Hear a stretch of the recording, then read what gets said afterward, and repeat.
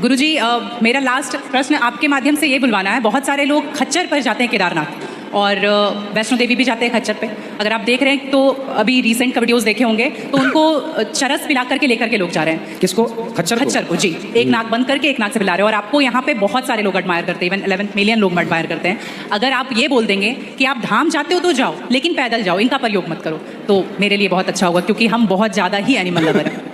तो ये देख करके लगा था मुझे कि कभी आऊंगी यहाँ तो आपके इसलिए पहले के लोग जब तीर्थ यात्रा पर वहाँ केदारनाथ बद्रीनाथ जाते थे तो इस उद्देश्य से जाते थे कि अब वापस नहीं आना। पहले के लोग जाते थे इस उद्देश्य से कि अब वापस नहीं आना, वहीं भगवत धाम में चले जाएंगे।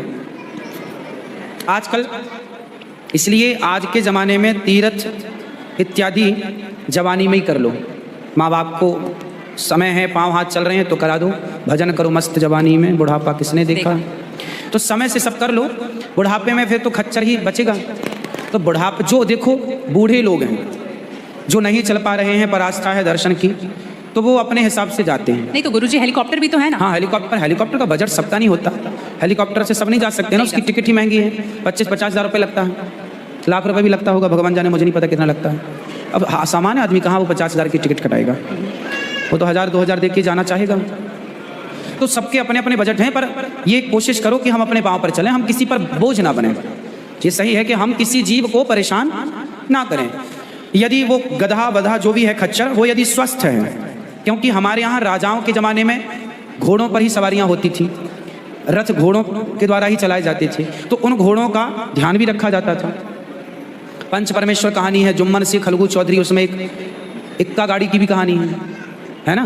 तो उसमें बैल के द्वारा इक्का गाड़ी चलाई गई, उसका जिक्र है। तो हमारे यहाँ पहले ना जैसे किसान खेत में जुताई करते थे, जुताई या तो बैलों से होती थी, तो बैलों को ना दिन भर जुताई में रखते थे और रात भर उनको चराते थे। रात भर वो अच्छा घास खाएं, दिन भर उनको जब भी गर्मी पड़े 2 घंटे का रेस्ट, 2 घंटे छोड़ दें, वो चर लें, वो पानी पी लें, मतलब उनका प्रॉपर ख्याल रखा जाता था।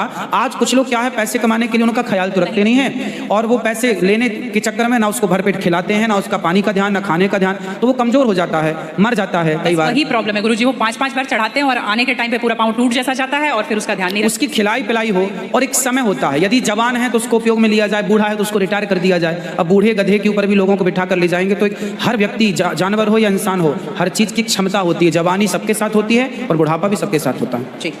तो उन लोगों को भी इस बात का ख्याल रखना चाहिए। आप लोग भी अपने पांव पर चलने की कोशिश करें और कुल मिला के जीव पर कोई भी भार ना बने, जीव मात्र को हम परेशान ना करें।